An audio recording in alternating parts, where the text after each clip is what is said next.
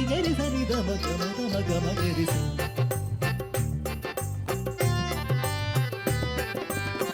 താങ്കടത്ത് താത്തിരിക്കടത്ത് താങ്കടത്ത് താത്തിരിക്കടത്ത് ജിന്നു ജിന്നു ജിന്നു ജിന്നു തക്ക് തക്ക് ദിമ്മി ദിമ്മി തക്ക് ജിന്നു തക്ക് തക്ക് ദിമ്മി ദിമ്മി തക്ക് ജിന്നു തക്ക് തക്ക് ജിന്നു തക്ക് തക്ക് ജിന്നു തക്കിട്ട തക്കിട്ട തക്കിട്ട തക്ക് ജിന്നു കിടക്ക് തരികിടതും കിടക്ക് തരികിടതും കിടക്ക് തരികിടതും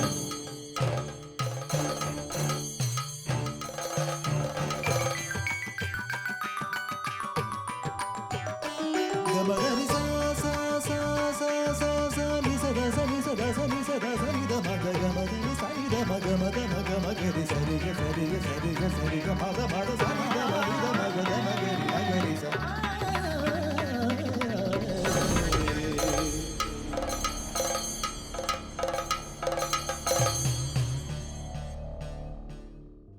എല്ലാ മാന്യപ്രേക്ഷകർക്കും പൈതൃകത്തിലേക്കും ഒപ്പം ദൈവദാസനായ ദാവീദിന്റെ 5-ാം അംഗത്തിലേക്കും സ്വാഗതം. കഥയുടെ സാരാംശവുമായി നമ്മോടൊപ്പം ജോസഫച്ചനുണ്ട്. നമുക്ക് അദ്ദേഹത്തെ ശ്രദ്ധിക്കാം. പൈതൃകത്തിൽ നമ്മൾ കണ്ടുകൊണ്ടിരിക്കുന്നത് ദൈവദാസനായ ദാവീദിൻ്റെ ഐതിഹാസികമായ നാടക ജീവിതമാണ്. അതിൽ 5-ാം അംഗമാണ് നമ്മളിന്ന് കാണാൻ പോകുന്നത്. ഈ 5-ാം അംഗത്തിൽ 3 രംഗങ്ങളുണ്ട്. അതിൽ 1-ാമത്തെ രംഗം എന്ന് പറയുന്നത്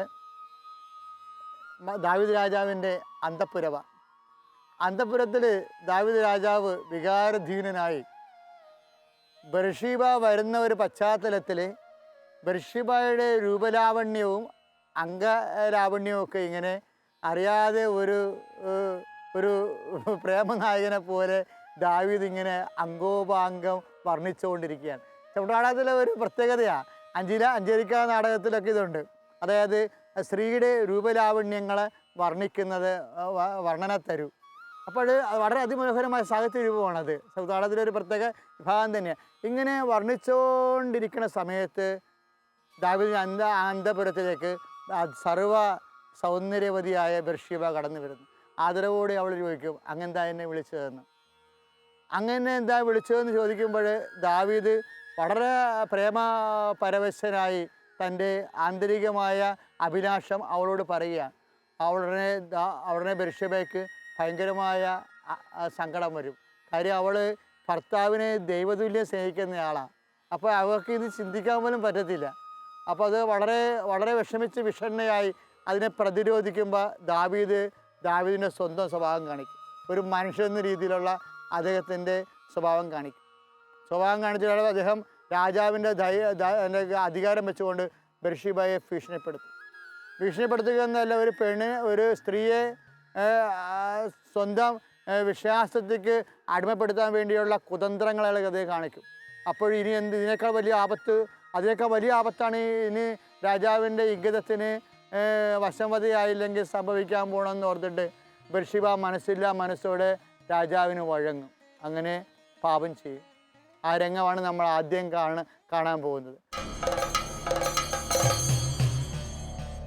പക്ഷേ ഈ ഒരു സംഭവം രാജാവിൻ്റെ മന്ത്രിയുടെ പ്രത്യേകത, ഇദ്ദേഹം അബ്സലോമിൻ്റെ കൂറുകാരനാണ്. കാര്യം ഇങ്ങനെ ഒരു സംഭവം നടന്നാൽ രാജ്യത്തിന് വേറെ ചില വിധി വൈപരീത്യങ്ങൾ ഉണ്ടാകുമെന്ന് മനസ്സിലാക്കിയിട്ട് മന്ത്രി മനസ്സിലൊരു പ്ലാൻ ചെയ്യും. അതായത് അബ്സലോമിൻ്റെ രാജ്യത്ത് നഷ്ടപ്പെടാൻ സാധ്യതയുള്ള ഒരു വിഷയമാണ് എൻ്റെ കൺമുമ്പിൽ കണ്ടത്. അത് ഞാൻ അബ്സലോമിനോട് പറയുമെന്ന് ഈ മന്ത്രി ഹൃദയത്തിലൊരു പ്രതിജ്ഞയെടുക്കും. ഇങ്ങനെ പ്രതിജ്ഞയെടുക്കുന്ന ഭാഗം കാണിച്ചുകൊണ്ടിരിക്കുമ്പോൾ തന്നെ ബർഷീബയുടെ തോഴി കടന്നു വരും. ബർഷീബ പ്രഗ്നൻ്റാണ്, ഗർഭവതിയാണെന്നുള്ള ആ ഒരു സത്യം ദാവീദിനെ അറിയിക്കുന്നതോടെ ദാവീദ് വിഷണ്ണനാണെങ്കിൽ ശരി, നാടകീയമായിട്ട് ആ രംഗം പെട്ടെന്ന് ദാവീദ് അതിനെ കവർ ചെയ്തുകൊണ്ട് അതിജീവിച്ചുകൊണ്ട് ദാവീദിൻ്റെ ഉള്ളിൽ തന്ത്രങ്ങൾ വരും. തങ്ങൾ വന്ന് ഉടനെ എമർജൻസി ആയിട്ട് ദാവീദ് ഉടനെ ഒരു കടിതം കൊടുത്തു വിടും യുദ്ധഭൂമിയിലേക്ക്. അമ്മൂന്യരുമായിട്ട് അവിടെ ബർഷീബയുടെ ഭർത്താവ് യുദ്ധം ചെയ്തുകൊണ്ടിരിക്കുകയാണ്. ഉറിയായോട് പറയും, എത്രയും വേഗം രാജകൊട്ടയിൽ എത്തിച്ചേരാൻ പറയും. ഏത് യുദ്ധഭൂമിയായാലും ശരി, രാജാവ് ഒരു വാക്ക് പറഞ്ഞാൽ അപ്പോൾ എത്തിച്ചേരുന്ന ആളാണ് ഉറിയ. ഉറിയ അതുപോലെ തന്നെ താമസമില്ല രാജകൊടെ എത്തിച്ചേരുമ്പോൾ ദാവീദ് ഒരു യുദ്ധം നടക്കുകയാണ് രാജ്യത്ത്. അതിൻ്റെ യാതൊരുവിധ സംഘർഷവും ഇല്ലാതെ വളരെ ലാഘവത്തോട് ഉറിയ പറയും, നീ യുദ്ധം ചെയ്തില്ലേ, നീ യുദ്ധം ചെയ്ത് ക്ഷീണിച്ചില്ലേ, നീ ഇനി കുറച്ച് നാൾ റെസ്റ്റ് എടുക്ക്, നീ വീട്ടിൽ പോയി താമസിക്കൂ, നീ ഇത്രയും യുദ്ധം ചെയ്ത് ബുദ്ധിമുട്ടി, വേറെ ആൾക്കാർ യുദ്ധം ചെയ്യാനുണ്ടല്ലോ എന്നൊക്കെ പറഞ്ഞ് തന്ത്രപരമായിട്ട് ഉറിയയുടെ വീട്ടിലോട്ട് വിടാൻ നോക്കും. പക്ഷെ ഉറിയ സമ്മതിക്കത്തില്ല. ഉറിയ ഒരു നല്ല ചൈതന്യമുള്ളൊരു കഥാപാത്രമാണ്.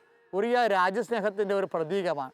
അതുപോലെ തന്നെ രാജ്യത്തോടുള്ള ഒരു രാജാവിനുള്ള വിശ്വസ്തയുടെ കൈയും കാലും വെച്ച രൂപമാണ് ഉറിയ ഒരു നല്ല ഹീറോയാണ് ശരിക്കും. ഉറിയ പറയും, ഞാൻ പോകത്തില്ല, എൻ്റെ കഴുത്ത് കണ്ടിച്ച് ഞാൻ പോകത്തില്ല, വീട്ടിൽ പോകത്തില്ല. അപ്പോൾ രാജാവിൻ്റെ തന്ത്രങ്ങൾ നടക്കില്ലെന്ന് കാണുമ്പോൾ ഉറിയ എന്നിട്ട് യുദ്ധം ചെയ്യാൻ വേണ്ടി, രാജ്യത്തെ സംരക്ഷിക്കാൻ വേണ്ടി യുദ്ധഭൂമിയിലേക്ക് പോകും. ആ യുദ്ധഭൂമിയിലേക്ക് ഉറിയ എന്ന് പറഞ്ഞുകൊണ്ട് രാജാവ് ഉറിയാനെ വിളിച്ചിട്ട് രാജാവ് പെട്ടയെന്ന് സ്വന്തം കൈപ്പടെ ഒരു കത്തെഴുതിയിട്ട് ഒട്ടിച്ചിട്ട് രാജമുദ്ര വെച്ചിട്ട് ഉറിയയുടെ തന്നെ കൊടുത്ത് വിടും. ഉറിയയുടെ ഇത് നീ അവിടെ എത്തുമ്പോൾ യുദ്ധഭൂമി ചെല്ലുമ്പോൾ സർവ്വസൈന്യാധിപനെ കൊടുക്കണമെന്ന് പറയും. നമുക്കറിയാമല്ലോ അതിൻ്റെ ചതിയാണെന്ന് അറിയാമല്ലോ.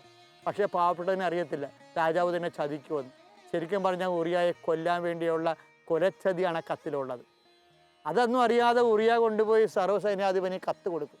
ആ കത്ത് വായിച്ചിട്ട് അദ്ദേഹം ഇങ്ങനെ പാളി മനുഷ്യൻ നോക്കും. അത് ഉറിയ അറിയത്തില്ല, നിഷ്കളങ്കനാണ് ശരിക്കും പറഞ്ഞാൽ. പിറ്റേ ദിവസം രാജാവിൻ്റെ തീരുമാനം അനുസരിച്ച് കത്തിലെ തീരുമാനം അനുസരിച്ചുകൊണ്ട് ഈ സർവ്വസൈന്യാധിപതി ഉറിയയെ അമ്മോനിയരുടെ യുദ്ധഭൂമിയുടെ മുഖത്തേക്ക് എറിഞ്ഞു കൊടുക്കുക. അറിയാതെ മുമ്പിലേക്കാർ യുദ്ധം ചെയ്യാൻ പറയും. അങ്ങനെ യുദ്ധം ചെയ്ത് വരുന്ന സമയത്ത് ഇസ്രായേൽക്കാർ സർവ്വസൈന്യാധിപൻ്റെ തന്ത്രത്തിനനുസരിച്ച് പതുക്കെ പിൻവലിഞ്ഞിട്ട് അവസാനം ഉറിയ മാത്രമാകും. അങ്ങനെ അമ്മോനിയർ യുദ്ധഭൂമി വെച്ച് രാജ്യസ്നേഹിയെ നിഷ്കരണം വെട്ടിക്കൊന്നുകൾ. അതോടുകൂടി രംഗം അവസാനിക്കും.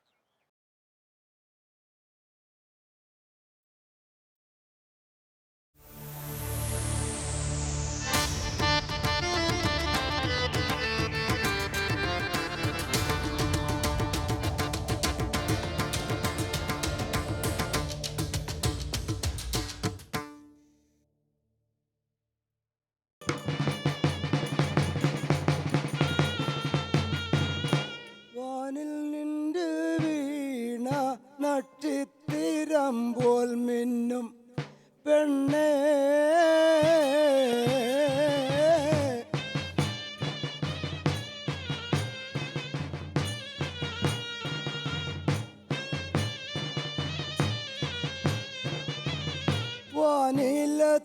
വാനിലത്തിലുണ്ണை വെള്ള പെൺകൾ യാരും ഇല്ലേ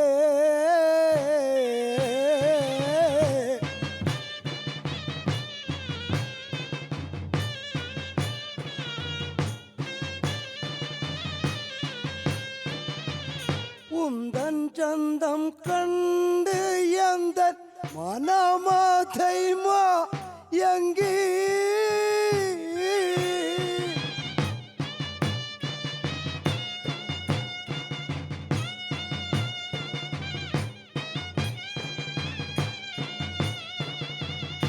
உன்னை நான் அடைந்திடவே ஆசை என்னில் உதித்தோ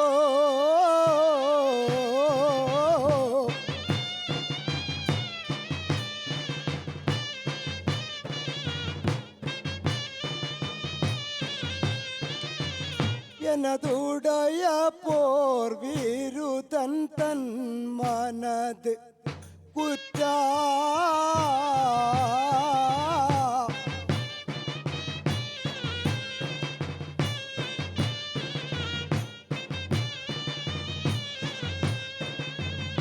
ஆசை மணவாட்டி உன்னை மன்னவன் பார்க்க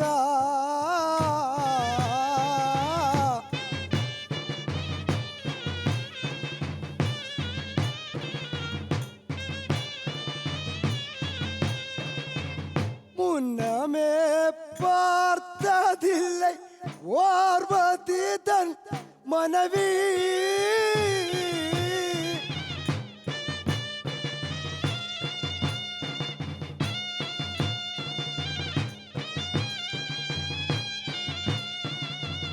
அழைத்த செய்தி அறிந்த பின்பு இங்கு வந்து சேரோ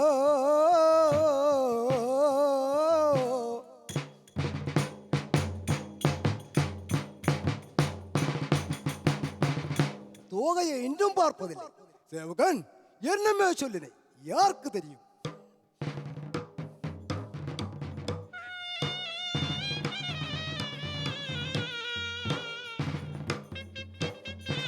அண்ணா வணக்கம். இன்னாகரிப்பு பாதியே நான் இங்கு சேர்வாதற்கு என்பது ஊர்யால் தந்தே செய்திகள் ஏதோ உண்டு உடி என்று சொல்லிடுவார் மலர்பாதம் போற்றல் செய்தே உண்மையாய் என்னிடத்தில் சொல்லிடுவாய் வன்பதியே.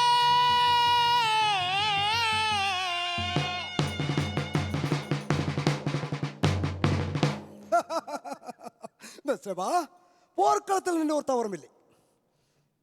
அப்புறம் எதற்காக என்னை வரவழைத்தேன்? சொல்லுங்கள் மன்னா. സോദരി ഒന്ന് കേൾക്ക നാളുകൾ ഏറെ ആയി ഒരു മോഹമെന്നിലുണ്ട് ചൊല്ലിനാൽ കോപമുണ്ടോ ഒരു നാൾ നമ്മൾ രണ്ടും ഒരു നിമിഷമൊന്നായി ചേരാ എൻ മനം വെമ്പിടുന്നു ഉന്മാനം ചൊല്ലിടുവാൻ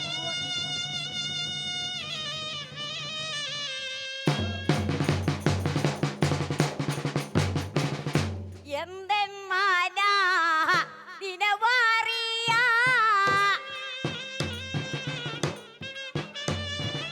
ആശയാലേ ഉரை പുരിന്ത മല്ല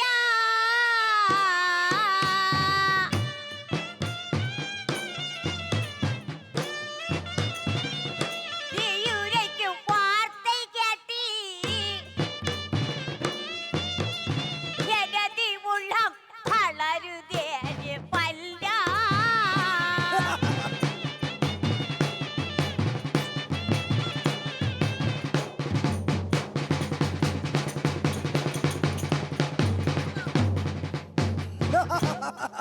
മനന്തക്കര ചെയ്തിയതോ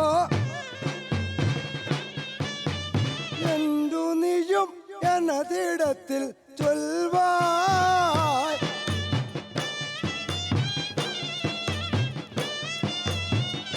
உன்னை முன்னம் பார்த்த நாளில் உன்மேல நான் ஆசை வைத்த கண்டே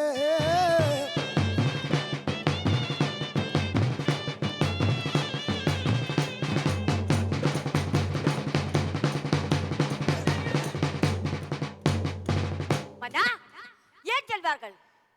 என் பதி உங்களுக்காக அந்த சத்துருடன் படைகிறாய். மன்னா வேண்டாம், ஆபத்து. முஸ்தபா, நான் சொல்வதை கேள்.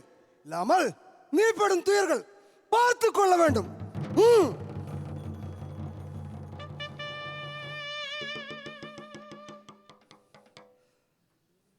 மன்னா நான் உன் வாக்கை நம்புகிறோம்.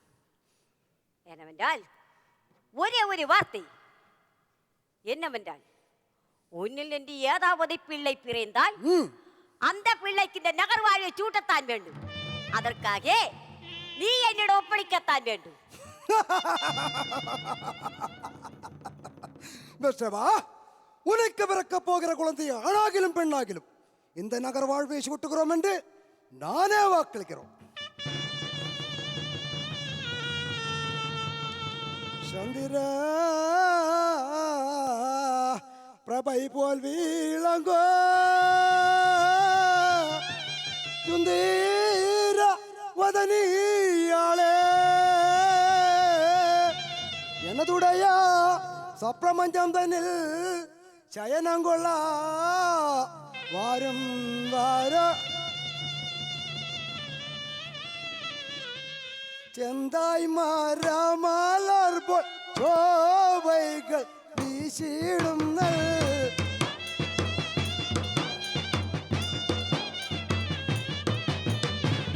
കാർകുഴലാളെ ഉന്നെ പാർത്ത നാൾ എൻ്റെ ഉള്ളം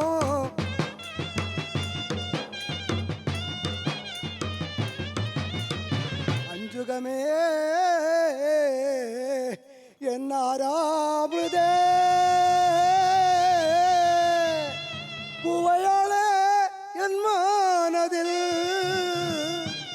ഉയർകളൊന്നും കൊണ്ടിടാതെ എന്നിടം നീ ചേർന്ന് കൊள்വായ്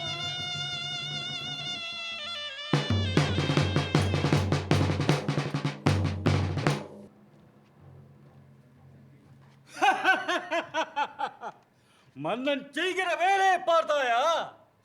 அதுவும் போர்பதிமணியை காதலிக்கிறாயா? இதுவும் ஒரு நாள் செல்வனிடம் தெரிவிக்கத்தான் வேண்டும். பின்பு நானே பார்த்துக் கொள்கிறேன்.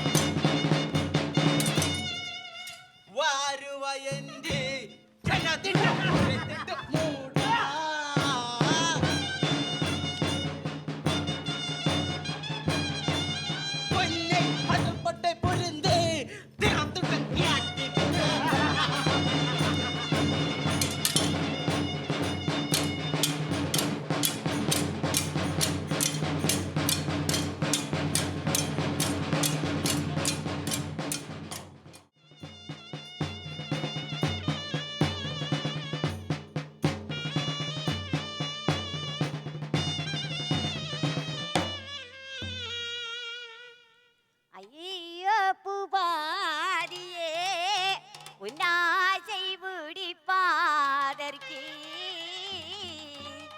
என் மனைவி வந்தாதாலே வந்த துயர் நீ அறிவாய்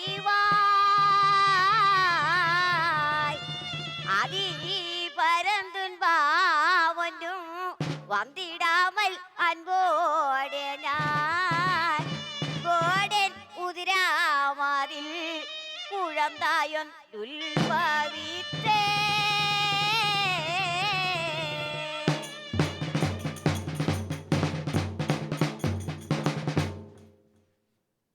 சேவா நீ ஒருபோதும் கலங்க வேண்டாம் மனையில் சென்று நன்றாக வாழ்ந்துக்கொள் 2 நாள் சென்ற பின்பு நான் வரலாம் அப்படியாகட்டும் மன்னா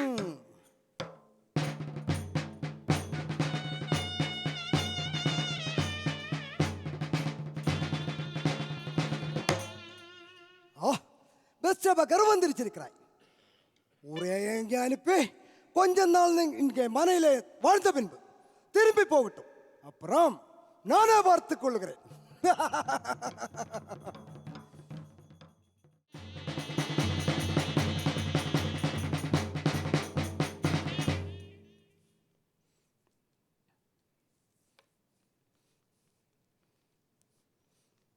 யாருங்க சேவகா படை நடக்கும் இடமில் சென்று நாம் அந்த படத்தலைவன் ஊரே இடம் கொடுத்து சீக்கிரம் வர வேண்டும்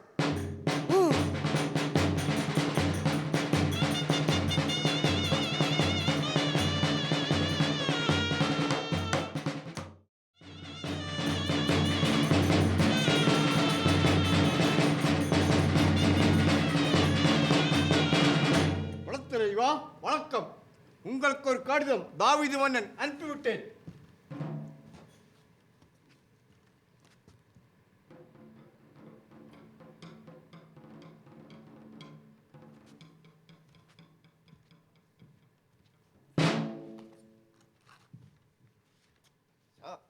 மன்னன் என்னை அழைப்பித்து விட்டேன் ஆனால் நான் அங்கே சேர வேண்டும் சீக்கிரம் போய் வாருங்கள் சட்டு தீயில் நாட்டந்தேகிடுவாயே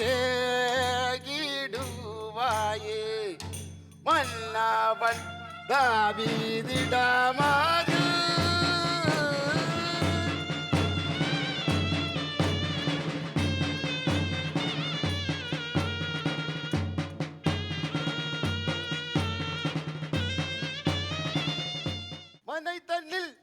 நீசர் வந்ததோ நாட்டோர்கள் அது கூட்டம் சேர்ந்ததோ என்ன வென்றுட தடுதில் அறிந்திட்ட திட்டமுடனங்க சேர்ந்திடுக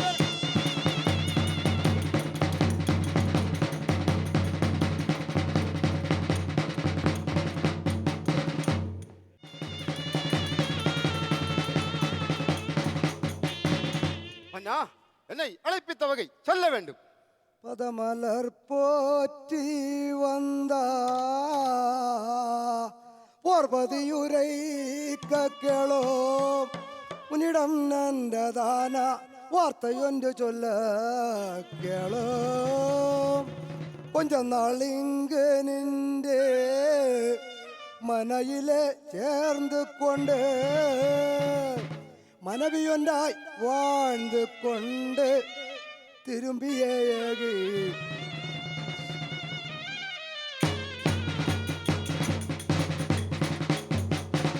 அண்ணா அந்த விஷயம் முடியாது.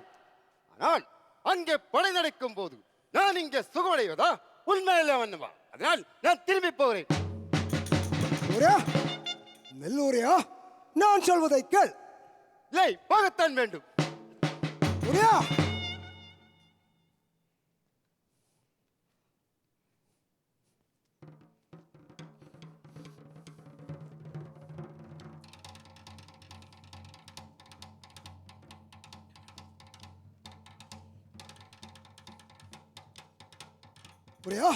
இந்த கடிதம் நமது சர்வ சைன்யத்திடம் கொடுக்க வேண்டும். உத்தரவு.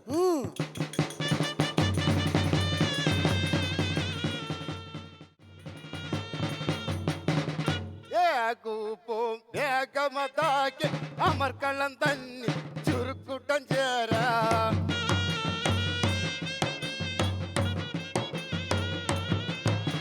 மன்னவன் அனுப்பிட்ட பத்திரமாக்கி பார்வதி இடம் கொடுக்க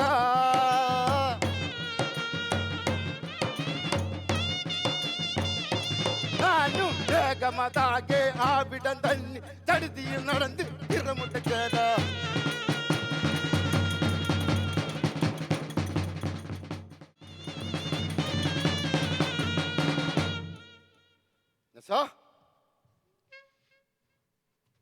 உங்களுக்கு ஒரு கடிதம் மன்னன் அனுப்பிவிட்டேன்.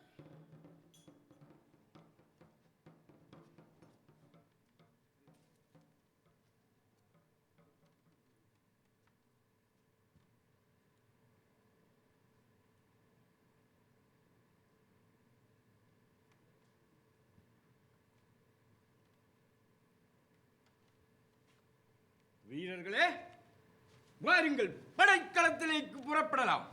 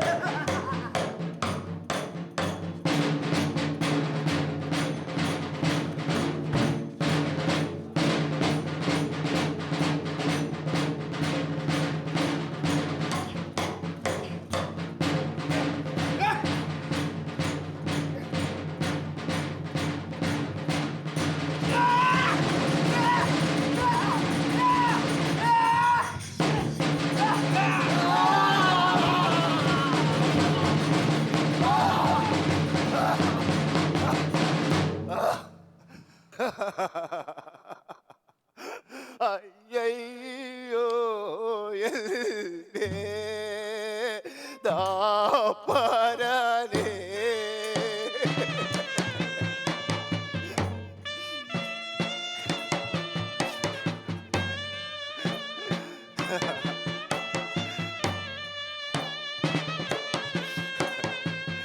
അകുതിയൽ പാർത്തിലക